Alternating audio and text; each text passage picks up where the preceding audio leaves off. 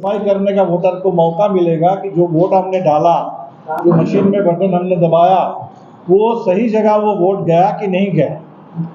तो ये voter verify करेगा। वोटर के हाथ में वो पेपर होगा, पर्ची होगी, जिसको देख करके वोटर संतुष्ट होकर के उसको डालेंगे कहीं। तो हम लोगों ने तो उस बस बात इतनी की कि आप वो जो पर्ची है वोटर की ओर से वेरीफाई किया हुआ, उसकी गिनती करो, और उसकी अगर गिनती हो जाए 100%, तब आज जो पूरे चुनाव को लेकर के उसकी विश्वसनीयता को लेकर के संशय है चुनाव आयोग से कि चुनाव आयोग को दिक्कत क्या है।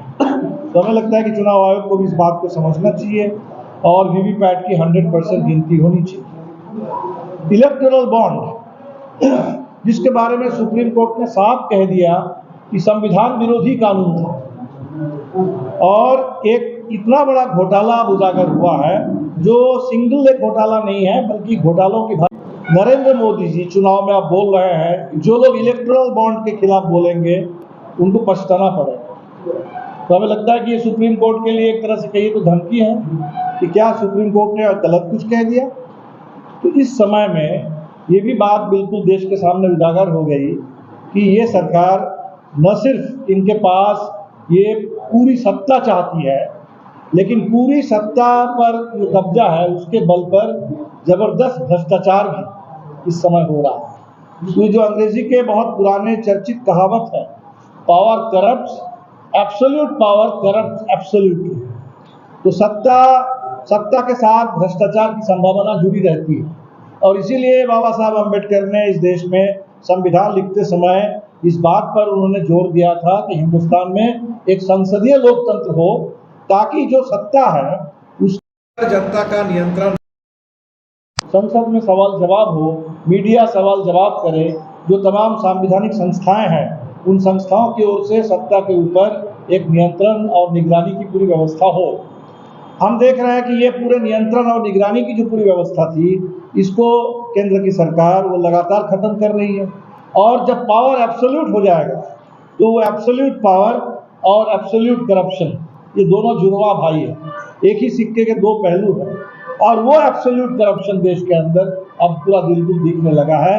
तो इसलिए आज ये बिल्कुल साफ है कि अब तक के देश में जितनी सरकारें बनी हैं उनमें से सबसे भ्रष्ट सरकार मोदी जी की सरकार है।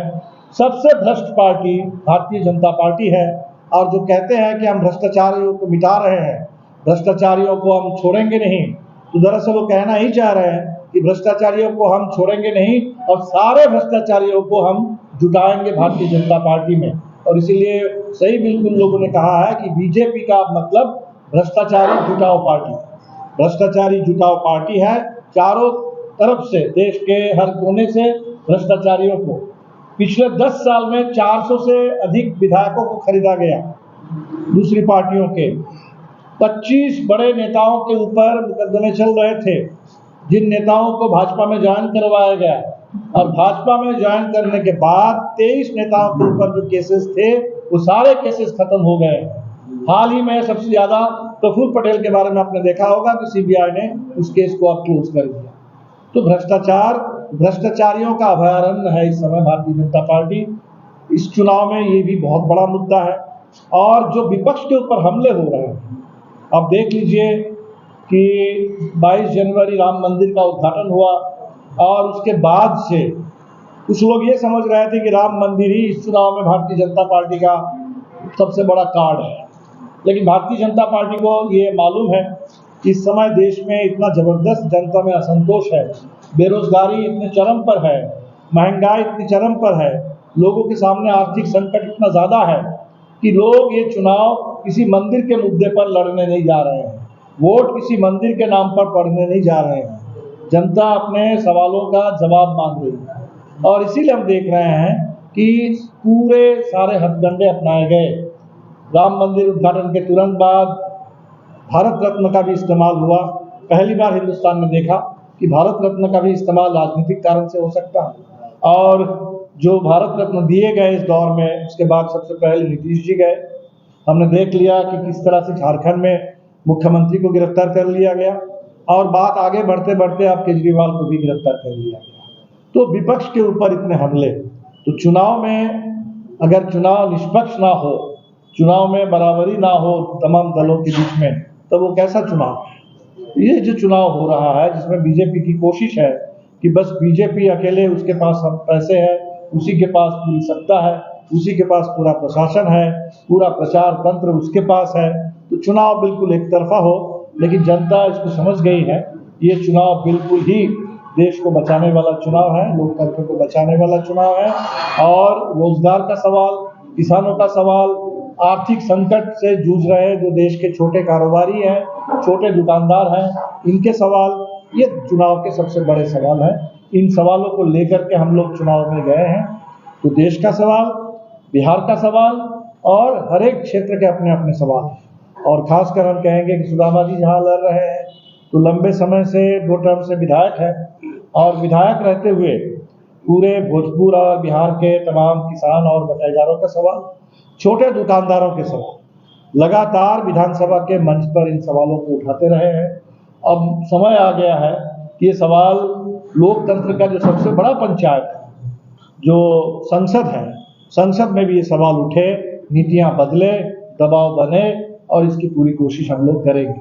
और इसी तरह जो अज्ञाओं का उपचुनाव है, ये उपचुनाव भी जो अन्याय हुआ है मनोज मंजिल और बड़गांव के हमारे 22 अन्य साथियों के साथ, और देश में बिल्कुल साफ है कि मोदी सरकार विधायकों को, विपक्ष के विधायकों को खरीद करके ये चलना चाहती है। तो विधायकों को खरीदना, विधायकों को, नेताओं को डराना, झुकाना, और जिनको खरीद नहीं सकते, जिनको झुका नहीं सकते, जिनको डरा नहीं सकते, उनको फंसाना, फर्जी मुकदमों में फंसाना, जेल में डालना, और यही काम मनोज जी के साथ हुआ है। तो इसके खिलाफ भी पूरे अज्ञाओं की जनता के सामने हमारा ये केस है। अज्ञाओं की जनता ने जो करीब 90,000 वोट दे करके, 60% से ज़्यादा वोट दे करके मनोज मंजिल को उन्होंने विधानसभा में भेजा था। और मनोज जी जनता के सवालों पर दिन रात काम कर रहे थे। कोरोना के दौर में उन्होंने काम किया। अस्पताल से लेके स्कूल का सवाल, बच्चों से लेकर के मजदूरों का सवाल, आम नागरिकों के सवाल पर लगातार सजग रहे हैं, सक्रिय रहे हैं।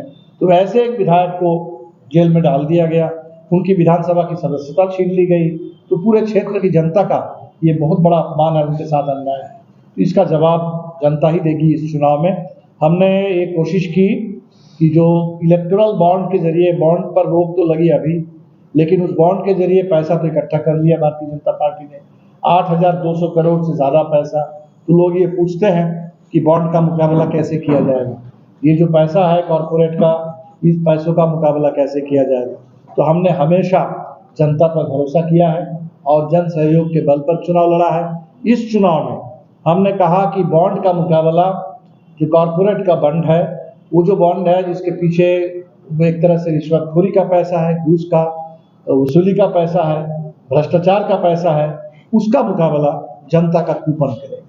तो कॉरपोरेट के बॉन्ड के खिलाफ जनता का कूपन, घर घर जाओ, घर घर जाकर के 20 रुपए हर परिवार से लेना, ये इस चुनाव में हमारा सबसे महत्वपूर्ण अभियान है। और पूरे अप्रैल के महीने में हम ये अभियान चलाएंगे, घर घर जाएंगे, 20-20 रुपया लोगों से लेंगे, उनका सहयोग, तो उनके गाड़ी कमाई का ये पैसा, माले के प्रति भरोसे का पैसा, इस सहयोग के पैसे से ही हम लोग चुनाव लड़ना चाहते हैं। अप्रैल के महीने में हमारे सामने कई महत्वपूर्ण दिन हमारे सामने है। 11 तारीख ज्योतिबा फूले की जयंती है और 14 तारीख बाबा साहब अम्बेडकर की जयंती है। ये दोनों जयंती और दोनों सवाल आज सबसे ज़्यादा प्रासंगिक है। ज्योतिबा फूले अपने समय में, उस दौर में जो अंग्रेज़ों का राज था और देश में सामाजिक गुलामी का दौर था, तो सामाजिक गुलामी के खिलाफ सामाजिक बराबरी का उन्होंने झंडा बुलंद किया, अशिक्षा के खिलाफ शिक्षा का झंडा बुलंद किया, महिलाओं को शिक्षा मिले, दलितों को शिक्षा मिले, इसके लिए ज्योतिबा फूले और सावित्रीबाई फूले ने मिलकर के कोशिश की। तो आज पूरे देश में शिक्षा अधिकार के लिए फूले हमारे सामने बहुत बड़े प्रेरणा का स्रोत है। तो 11 तारीख को फूले की जयंती मनाएंगे, 14 तारीख को बाबा साहब अम्बेडकर की जयंती पूरे देश में गांव-गांव में लोग मनाते हैं, हम लोग भी मनाएंगे। 22 अप्रैल को हमारी पार्टी का अपना स्थापना दिवस है, उसको भी इसी भोजपुर से पार्टी की शुरुआत हुई बिहार में, उस एकबारी से। तो फिर एक बार उन तमाम शहीदों को हम लाल सलाम पेश करेंगे, शहीदों के जो कुर्बानी है बिहार के लिए, देश के लिए, उसको सलाम करेंगे। तो 22 अप्रैल, तो ये 3 महत्वपूर्ण दिन के साथ साथ अभी हमारे सामने ईद है और फिर रामनवमी भी है। भाईचारे का समय होना चाहिए, अमन का समय होना चाहिए, और हम यही चाहते हैं इस देश के गंगा जमुनी तहजीब, इसके मुताबिक ऐसे तमाम पर्व त्यौहार ये लोग खुशी खुशी इसको मनाएं, शांति से गुजरें, और यहाँ कहीं किसी तरह के उन्माद उत्पात के लिए, हिंसा और नफरत के लिए कोई जगह ना हो। लेकिन पिछले साल हमने देखा कि बिहार शरीफ था और बहुत सारे इलाके में रामनवमी के मौके पर उन्माद उत्पात। इसलिए आपके माध्यम से पूरे भोजपुर वासियों से, यहाँ के जागरूक मतदाताओं से, लोगों से हमारी अपील होगी कि हमारा भाईचारा है, ये पूरे बिहार से जो हमने एक कास्ट सेंसस के बाद जो आरक्षण का विस्तार हुआ है, वो हम चाहते हैं कि पूरे देश में हो। तो ये जो मुद्दे हैं दलित बहुजन समाज के लिए, ये जो मुद्दे हैं देश की महिलाओं के लिए, किसानों के लिए, नौजवानों के लिए, बटाईदारों के लिए, छोटे दुकानदारों के लिए, इन मुद्दों पर चुनाव लड़ा जाए। 10 साल से आर.के. सिंह साहब यहाँ से सांसद बने हुए हैं, मंत्री भी हैं, और क्या हुआ नहीं हुआ बिल्कुल जनता के सामने है। और तो सरकार, मोदी सरकार तो जवाब देना नहीं चाहती। अभी 10 साल का जवाब जब देना है, 2014 से 2024 तक देश 10 साल का जवाब मांग रहा है, देश 10 साल का हिसाब मांग रहा है, और मोदी जी 2047 का सब्ज 2047 के विकसित भारत की बात कर रहे हैं। 10 साल में क्या हुआ? जिन गाँव को आपने गोद लिया था, अपने बनारस में ही आदर्श गांव की बात कर रहे थे, वो गांव की क्या स्थिति है, इस पर कोई बात करने के लिए तैयार नहीं। कि सब कुछ जनता देख रही है, समझ रही है, और हम चुनाव को एक जन आंदोलन में तब्दील करेंगे। एक जनमत संग्रह हो जाए इस समय, संविधान के पक्ष में, आज़ादी के पक्ष में, लोकतंत्र के पक्ष में, सामाजिक न्याय के पक्ष में, किसानों, गरीबों, इस देश के वंचित समाज, उसके अधिकारों के पक्ष में। तो चुनाव को हम एक जनमत संग्रह में, चुनाव को एक जन आंदोलन में तब्दील करना चाहेंगे, और आपके माध्यम से पूरे भोजपुर के मतदाताओं से हम अपील करेंगे। गर्मी का समय है, शायद सरकार यही समझती है कि इतनी भारी गर्मी में लोग कम वोट डालेंगे और सस्ते में चुनाव खत्म हो जाएगा। लेकिन जनता ने तय कर लिया, बहुत गर्मी है, बावजूद इसके एक एक वोट उनके पास संविधान विरोधी हथकंडे हैं, इलेक्टोरल बॉन्ड, जिसको सुप्रीम कोर्ट में रोक लगा है। तो संविधान विरोधी हथकंडे और हरकत ये भारतीय जनता पार्टी के पास है। संविधान से मिला हुआ अधिकार वोट का, ये हमारे पास है। हमारे पास संविधान है, संविधान से मिला हुआ अधिकार है, उसी को हथियार बना करके एक एक वोट से अन्याय का जवाब दे, एक एक वोट से इस तानाशाही को खत्म करे, एक एक वोट से संविधान और लोकतंत्र की और पूरे देश में जनता के अधिकारों की गारंटी करे। बस यही अपील भोजपुर के जागरूक मतदाताओं से हमारी है। महागठबंधन पूरी तरह से एकजुट है, पूरी एकता है। बात ये भी चल रही है मुकेश सहनी जी की जो पार्टी है, उस पार्टी के साथ भी कुछ तालमेल हो जाए। अगर हो जाता है तो बहुत अच्छा होगा, हम स्वागत करेंगे। और पूरे बिहार में तानाशाही के खिलाफ, और नीतीश जी ने जो बिहार को निराश किया है, जिस तरह से फिर एक बार उन्होंने भारतीय जनता पार्टी के साथ जा कर के बिहार के सामाजिक न्याय के आंदोलन को नुकसान पहुंचाया है, तो बिहार इस बार उसका जवाब चुनाव के माध्यम से दे। बस आप सबों का फिर एक बार बहुत बहुत नमस्कार।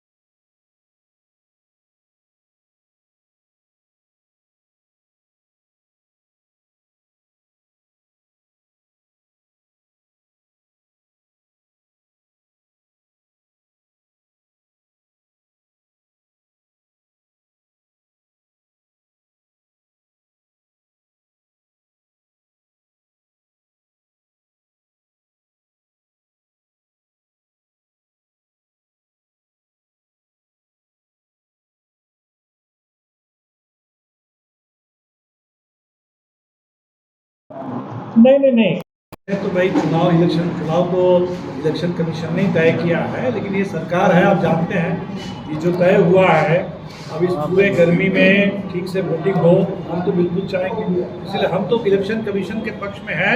इलेक्शन कमीशन ने भी कहा कि भारी मतदान हो, और भारी मतदान के पक्ष में बिहार में आमतौर पर भारी मतदान नहीं हो पाता है, बहुत सारे कारणों से, मजदूरों के पलायन के चलते भी, और ऊपर से ये गर्मी है। हम तो अपील करेंगे कि बिल्कुल एक भारी मतदान इस चुनाव में हो, और लोकतंत्र को बचाने के लिए एक हमारे मतदाता आ गया है। मनोज मंजी जी को आरा की न्यायालय ने दोषी करार दिया था, जिसके बाद उनको जेल में डाला गया है। आपने उस पर भी सवाल? हमने तो सब न्यायालय भाई एक न्यायालय ने सुनाया, ऊपर भी न्यायालय है, हम न्यायिक प्रक्रिया में है। लेकिन ये जो केस है ये तो बिल्कुल है कि ये एक राजनीतिक मकसद से, उद्देश्य से प्रेरित केस है, फर्जी मुकदमा है, ये तो सब लोग जानते हैं यहाँ के, इसलिए इस पर तो कोई दो राय नहीं है। अब न्यायालय भी, मुझे पूरा भरोसा है, जो हाई कोर्ट है, सुप्रीम कोर्ट है, निश्चित तौर पर हमें इस पर न्याय मिलेगा। क्या माले के स्टार प्रचारक के रूप में राहुल गांधी भी आरा में आएंगे? अब माले के स्टार प्रचारक के रूप में तो राहुल गांधी नहीं होंगे, इंडिया के स्टार प्रचारक जो लीड पे बिल्कुल है। हमने अपने स्टार प्रचारकों की सूची दे दी, 40 प्रचारकों की, और साथ साथ निश्चित तौर पर राहुल जी हो, तेजस्वी जी हो, या अन्य तमाम पार्टियों के नेता, अन्य कम्युनिस्ट नेता हो, अब सब लोगों से ही निश्चित तौर पर उम्मीद होगी। लेकिन पूरे देश का मामला है, चुनाव 7 चरण में है, सबकी व्यस्तता रहेगी, फिर भी हम कोशिश करेंगे कि सभी दल के नेता चुनाव प्रचार में आ सकें। सर, ईवीएम को लेकर आपने कुछ कहा, उसमें भी क्या लगता है कि ईवीएम की कुछ? ईवीएम को लेकर के अब पहली बार हुआ कि सुप्रीम कोर्ट ने भी चुनाव आयोग से ये नोटिस दे दिया। तो जो बात हम लोग चुनाव आयोग से मिलकर कहना चाहते थे, चुनाव आयोग ने अभी तक सुना ही नहीं। इंडिया गठबंधन के शिष्टमंडल ने मिलने के लिए समय मांगा, चुनाव आयोग ने समय तक नहीं दिया। लेकिन अब हमें खुशी है कि सुप्रीम कोर्ट ने इसका संज्ञान लिया, और सुप्रीम कोर्ट ने वही सवाल चुनाव आयोग से किया जो पूरा देश कर रहा है कि आखिर वीवीपैट ये मशीन 5000 करोड़ खर्च करके इतनी मशीनें लाई क्यों गई अगर उसका इस्तेमाल नहीं किया जाएगा? और इस्तेमाल करने का मतलब क्या है? उस मशीन का नाम है voter verifiable paper audit trail. तो अगर वोटर ने वेरीफाई नहीं किया, वोटर के हाथ में वो पेपर नहीं आया, और वोटर ने जिस पेपर को वेरीफाई किया उसकी अगर गिनती नहीं हुई, तो वो मशीन का बेईमानी है, कोई मतलब नहीं होगा। ये सीधा सा सवाल पूरे देश ने पूछा है, सुप्रीम कोर्ट ने भी पूछ दिया है। हम उम्मीद करते हैं कि चुनाव आयोग इसका सही उत्तर देगा, और वीवीपैट की 100% हमेशा ये चुनाव समय चर्चा की बात आती है, तब ये बात आता है। नहीं, पहली बात तो देखिए, भारतीय जनता पार्टी सबसे पहले इस देश में ईवीएम पर सवाल उठाती थी। भारतीय जनता पार्टी के जो इतने सवाल उठे थे, उसी के चलते ये वीवीपैट मशीन आई। और जब वीवीपैट मशीन आई तो वीवीपैट और ईवीएम को लेकर के हमेशा ही सवाल उठता रहा है। अब ये ज़रूर है कि सवाल को लेकर के इस समय पूरे देश में एक बड़ा जन आंदोलन खड़ा हुआ है। किसी पार्टियों का नहीं, पूरे देश के वकीलों ने खड़ा किया है, पूरे देश के नागरिक समाज ने खड़ा किया है। और मुझे इस बात की खुशी है कि सुप्रीम कोर्ट ने इसको सुना है और चुनाव आयोग से जवाब मांगा। ईवीएम तो सर कांग्रेस के कार्यकाल के दरमियान आया था उस समय, तो क्या सवाल देखिए, सवाल ईवीएम का मामला सिर्फ नहीं है, सवाल है कि चुनाव में पारदर्शिता और वोटर का भरोसा। तो चुनाव के 2-3 चीज़ें हैं हमारे देश में। लोकतंत्र के नाम पर तो बेसिकली चुनाव है, बाकी लोकतंत्र बहुत सीमित है। तो चुनाव के जो 2 महत्वपूर्ण चीज़ है कि वोटर को चुनाव पर भरोसा हो कि सही ढंग से चुनाव हो रहा है, हमने जिसको वोट दिया उसी को वो वोट मिला है। तो वोटर का भरोसा, और ईवीएम में वो पारदर्शिता नहीं है, ये तो चुनाव आयोग ने माना था, और तभी वीवीपैट लाया गया था कि सर चुनाव की बात हो रही है, लेकिन जनता का मुद्दा जो है, असल मुद्दा वो कौन है? इंडी गठबंधन के लोगों के पास एनडीए और बीजेपी है, बीजेपी के पास पाकिस्तान और आतंकवाद है। नहीं, एनडीए तो मुद्दा इसलिए बनता है कि वो सत्ता में है। तो सत्ता में जो है उनसे सवाल नहीं पूछेंगे तो किनसे करेंगे? आरके सिंह ने कहा है कि सुदामा प्रसाद हमसे रिपोर्ट कार्ड मांग रहे हैं, उन्होंने कब रिपोर्ट जारी किया है? आपको लगता है कि चुनाव में मुद्दा बनेगा तरारी बनाम आरा की जो विकास की बात की जा रही है? तरारी बनाम आरा, अगर उनको ये लगता है कि वो एक विधानसभा से बात करेंगे, कर ले, कोई दिक्कत नहीं है। तरारी की बात है, अज्ञाओं की बात है, पूरे बिहार की बात है। तो रिपोर्ट कार्ड तो हम किसी एक सांसद से नहीं मांग रहे हैं, पूरे मोदी सरकार से। और साफ है कि मोदी सरकार के पास रिपोर्ट कार्ड नहीं है, जवाब नहीं है। जो नौजवान आज रोजगार के सवाल पर सवाल कर रहे हैं, उसका कोई जवाब मोदी सरकार के पास नहीं है। जो किसान एमएसपी मांग रहे हैं उसका जवाब नहीं है, और इसीलिए बैरिकेड खड़ा करके सड़क पर कील ठोक करके किसान को दिल्ली में आने से सरकार रोकती है। जो महिलाएं इस समय देश में सुरक्षा और सम्मान की मांग कर रही है, उनका कोई जवाब नहीं है। ब्रिजभूषण शरण सिंह के बारे में कोई जवाब नहीं है। इस समय पूरे बलात्कारियों का संरक्षण भारतीय जनता पार्टी के बारे में ही तो है कि बलात्कारी जुटाओ पार्टी और भ्रष्टाचारी जुटाओ पार्टी। तो ये जो पूरे भारतीय जनता पार्टी का पूरा स्वरूप उजागर हुआ, इसके बारे में कहीं कोई जवाब नहीं है। तो जवाब उनके पास नहीं है, तो चुनाव में जनता जवाब तो जरूर मांगेगी। अच्छा, क्या लग रहा है आपको किस तरीके का पूरे देश के अंदर सवाल खड़ा हो गया, और चर्चा इसलिए चल पड़ी है कि ऐसा चुनाव तो पहले हमने कभी नहीं देखा था कि एक चुनाव शुरू हुआ और दिल्ली के मुख्यमंत्री को आपने जेल में डाल दिया। आपने जेल में डाल दिया किसी एक आदमी के बयान के आधार पर, और जिस आदमी के बारे में अब साफ पता चल गया है कि उनके शुरुआती बयान कुछ थे, बाद में उनको जब जेल में प्रताड़ित किया गया, प्रताड़ित करने के बाद उनको मिला लिया गया अपने साथ, और उसी आदमी ने, उसी कंपनी ने 55 करोड़ जो कह रहा है कि मनी ट्रेल कहाँ है, तो 55 करोड़ भारतीय जनता पार्टी को उसने दिया है। ये तो बिल्कुल साफ है। इस समय देश में जिस तरीके से चुनाव कराए जा रहे हैं, ये चुनाव में जो दो चीज़, वोटर का भरोसा, ये महत्वपूर्ण है। दूसरा, लेवल प्लेइंग फील्ड, कि देश में स्वतंत्र और निष्पक्ष चुनाव हो और निष्पक्षता दिखे। जो चुनाव आयुक्त भी, हम देख रहे थे राजीव कुमार जी उस दिन कह रहे थे कि बिल्कुल लेवल प्लेइंग फील्ड होना चाहिए, लेकिन लेवल प्लेइंग फील्ड तो दिख नहीं रहा। बिल्कुल दिख रहा है कि चुनाव को हथियार माने पूरी तरह से हड़प लेना चाहती है भारतीय जनता पार्टी। तो चुनाव को हड़पने की जो पूरी कोशिश है, देश की तमाम संस्थाओं को रोकने की कोशिश है, तमाम जो विपक्ष के दल है उन दलों को प्रताड़ित करने की जो कोशिश है, इससे साफ है कि सरकार नहीं चाहती कि चुनाव स्वतंत्र हो और निष्पक्ष हो। और इसलिए लोगों के मन में यह आशंका है कि मोदी सरकार अगर तीसरी बार लौट कर आ गई तो बचा कुचा लोकतंत्र भी नहीं बचेगा, बचा कुचा संविधान भी खत्म हो जाएगा। और इसीलिए ये देश के जनता इस बार के चुनाव को बिल्कुल जैसे 77 का चुनाव था, जैसे 2004 का चुनाव था, लोकतंत्र को बचाने के लिए कॉर्पोरेट रूट के खिलाफ संविधान के पक्ष में जनता जनादेश देगी।